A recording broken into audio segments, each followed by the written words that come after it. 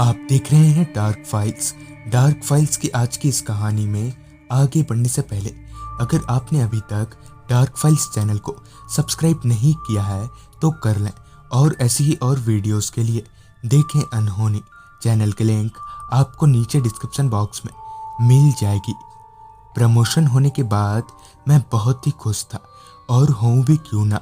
आखिर इतने लंबे इंतजार के बाद जो हुआ था, मगर मेरी खुशी तब फीकी पड़ गई जब पता चला कि प्रमोशन के साथ ही मेरा यहाँ से ट्रांसफ़र भी हो गया है। जहाँ मेरा ट्रांसफ़र हुआ था वो जगह थी छत्तीसगढ़ का जिला बस्तर, जहाँ के झबरा थाने में मेरी नई पोस्टिंग लगी थी। वैसे तो एक पुलिस होने के नाते मेरा भूत प्रेत जैसी चीज़ों पर विश्वास करना बनता नहीं है, मगर इस हादसे ने मुझे रूहानी ताकतों की मौजूदगी का एहसास करवा दिया। दरअसल ट्रांसफ़र वाली बात जब मैंने अपनी वाइफ को बताई तो वो थोड़ी उदास सी हो गई, मगर अब कुछ किया भी नहीं जा सकता था। इस थाने में मेरा आखिरी दिन बहुत ही अच्छे से गुजरा। फिर जब मैं घर आया तो मैंने बड़े साहब को फ़ोन किया ये पूछने के लिए कि कल मुझे झबरा कैसे पहुंचना है और वहां से मैं अपने नए घर कैसे पहुंचूंगा।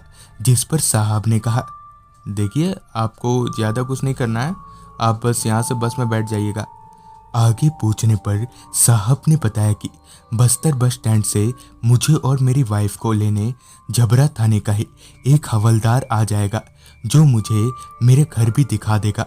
बड़े साहब से पूरी बात समझ लेने के बाद मैंने उनसे ये पूछा कि यहाँ से बस्तर वाली बस कब मिलेगी, जिस पर उन्होंने बताया कि यहाँ से बस्तर की पहली और आखिरी बस शाम के 6:30 बजे रवाना होती है। बड़े साहब से पूरी बात हो जाने के बाद मैंने शुभ रात्रि बोलकर फ़ोन रख दिया और फिर सो गया। अगले दिन सुबह फिर जब मैं सोकर उठा तो एक कड़क चाय के साथ मेरी वाइफ ने मेरे हाथों में अखबार थमा दिया। जैसा कि मेरी आदत थी, शाम के करीबन 6 बजे तक मैं और मेरी वाइफ को लेकर बस स्टैंड के लिए रवाना हो गया। बस स्टैंड पहुंचकर जब अपनी निगाहें हाथ घड़ी की तरफ घुमाई तो वक्त हो रहा था 6:10 का, यानी कि अब भी बस को आने में 20 मिनट जैसा वक्त रह गया था। लिहाजन मैं बस स्टैंड से बाहर निकला। चूँकि यहाँ से बस्तर काफ़ी दूर था तो अभी हमें वहाँ पहुँचने में वक्त लगेगा। ये सोचते हुए मैंने खाने पीने का थोड़ा बहुत सामान ले लिया ताकि बस में हम कुछ खा पाएँ।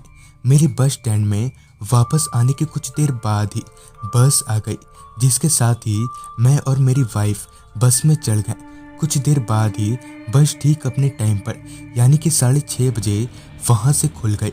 अंधेरा लगभग हो ही गया था। बस अपनी पूरी रफ्तार से रास्ते पर दौड़ रही थी।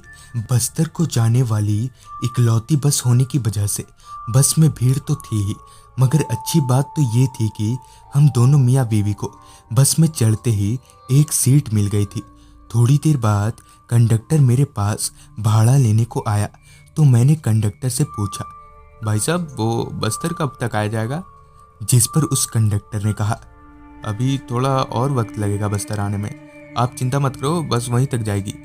कंडक्टर की इस बात को सुनने के बाद मैं बिंदास होकर सीट पर बैठ गया। जैसे जैसे बस बस्तर के करीब पहुंचती गई, उसी के साथ ही बस में लोगों की भीड़ भी कमती चली गई।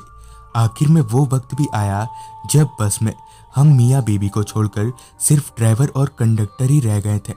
करीबन 4 से 5 घंटों के लंबे सफ़र के बाद यहीं कोई 11:15 बजे के आसपास को जाकर हम आखिर में बस्तर पहुंच ही गए। बस स्टैंड पर खड़ा मैं अभी यहाँ वहाँ अपनी निगाहें घुमा ही रहा था कि मेरी नज़र थोड़ी दूरी पर खड़े एक कार पर गई, जो कि पुलिस की गाड़ी थी। इसका पता मुझे तब चला जब मेरी नज़र गाड़ी के ऊपर लगे सायरन पर गई। मैं अपनी वाइफ के साथ उस कार के पास पहुंचा और कार में बैठते हुए हवलदार से कंफर्म करते हुए पूछा, जबरा पुलिस स्टेशन?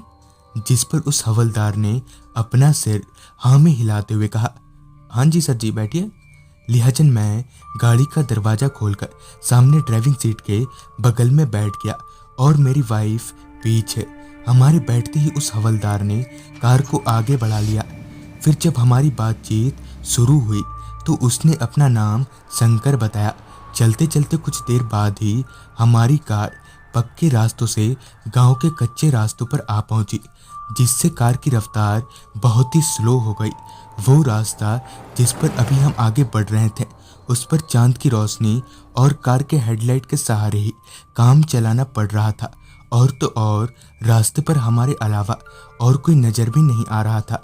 अभी हमारी कार एक जंगल से घिरे रास्ते पर दाखिल हुई ही थी कि इतने में ही हवलदार शंकर बोला, साहब सारी खिड़कियों को ऊपर चढ़ा दीजिए। भाभी जी आप भी सारी खिड़कियों को ऊपर लीजिए। जिस पर मैंने उससे पूछते हुए कहा, क्यों भाई क्या हुआ?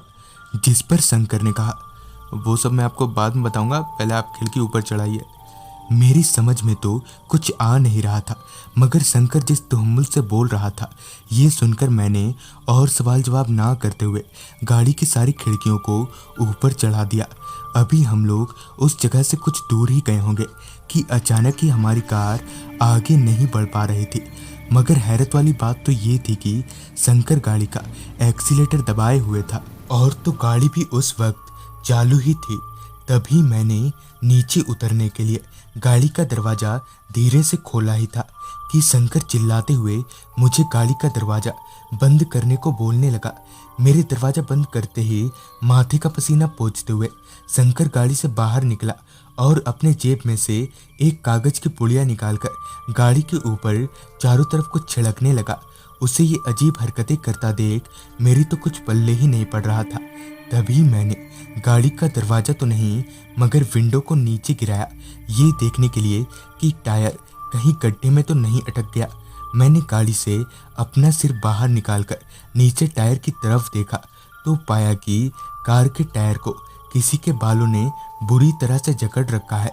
इतने में ही शंकर ने टायर के पास आकर माचिस की एक तीली जलाई और कार के टायर के करीब ले जाने लगा कि तभी अचानक ही वो बाल वहां से कहीं गायब हो गए। जिसके बाद शंकर कार में आया तो कार एक बार में ही वहां से आगे बढ़ गई। अब भी मेरी कुछ समझ नहीं आ रहा था, मगर अब मैं थोड़ा डरने लगा था। फिर जब हमने उस रास्ते को पार किया तब शंकर ने बताया कि आज से कुछ साल पहले इस जगह पर लूटपाट जैसी वारदातों को अंजाम दिया जाता था। मगर एक बार कुछ बदमाशों ने एक लड़की को लूटने के बाद वो किया जो उन्हें नहीं करना चाहिए था और फिर उस लड़की को उसी रास्ते पर जिंदा जला दिया। तब से उस लड़की की आत्मा वहीं भटकती है और अक्सर ऐसे ही आने जाने वाले लोगों को परेशान करती है। तो दोस्तों ये थी आज की कहानी। अगर आपके पास भी ऐसी कोई कहानियां हैं तो हमारे साथ ज़रूर शेयर करें। तो मैं आर्यन जल्दी ही मिलूंगा आपसे ऐसी ही एक कहानी के साथ।